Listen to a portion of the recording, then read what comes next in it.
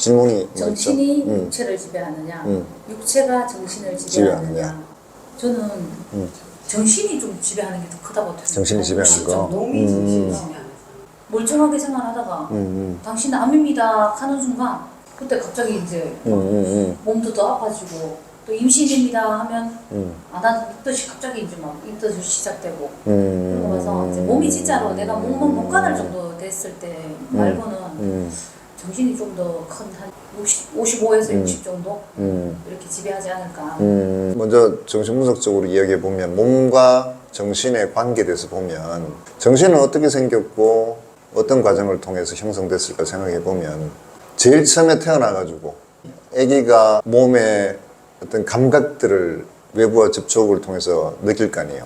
이 감각이라 하면 눈으로 보는 거, 코로 냄새 맡는 거, 귀로 듣는 거, 입으로 맛보는 거, 몸에서 느껴지는 촉감, 이 5개가 있을 텐데 그 감각의 접촉에 따라서 생기는 자기 느낌들이 있을 거란 말이에요. 이건 좋다, 이건 다음에 또 한번 느끼고 싶다, 이건 싫다, 이건 좀 멀리하고 싶다는 게 생길 거예요.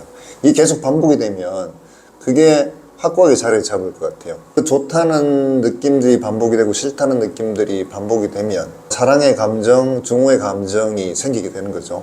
정신작용이 시작되는 거예요. 그러면 이렇게 느끼는 주체는 누구인가라고 생각하면 내가 등장하기 시작하는 거예요. 이게 이제 정신작용으로 정신이 이제 생기게 되는 거죠. 마음이라고 볼 수도 있겠고. 그래서 몸을 통해서 마음이 생겼고, 과연 몸이 그럼 먼저인가?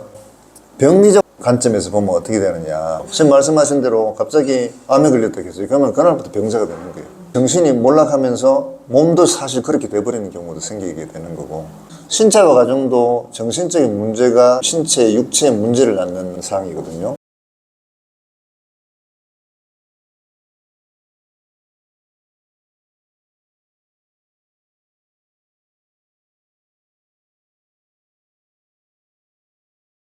신체와 가정될 수 있는 게 위장, 그 다음에 폐, 피부, 이 세 개의 3대가 바로 정신적 문제가 신체화되는 방식들이거든요. 장소거든요. 왜 그러면 신체화가 일어나느냐.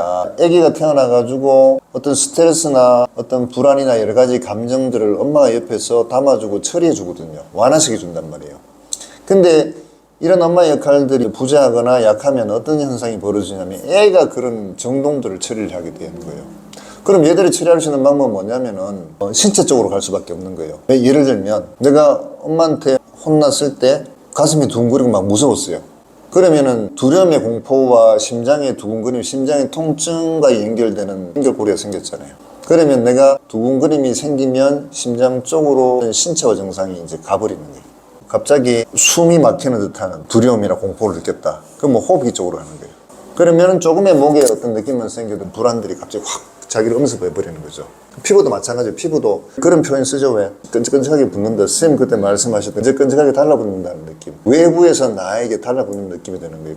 정신적인 문제를 지금 피부의 끈적끈적함으로 표현했잖아요. 그게 무의식적으로 뭘까? 외부하고 나를 이게 분리시키는 경계가 피부거든요. 그러면 외부의 걸 내가 방어하는 방법은 피부를 두껍게 만들고 피부를 강하게 만들 방법밖에 없어요. 아토피도 그런 이유 중에 하나고, 그리고 신체화되는 것들이거든요. 그래서 결론은 신체화되는 것들은 내가 처리하지 못한 심리적인 감정들, 스트레스들을 어느 쪽으로 나가야 되는데 각인되는 방법이 신체 쪽인 거예요.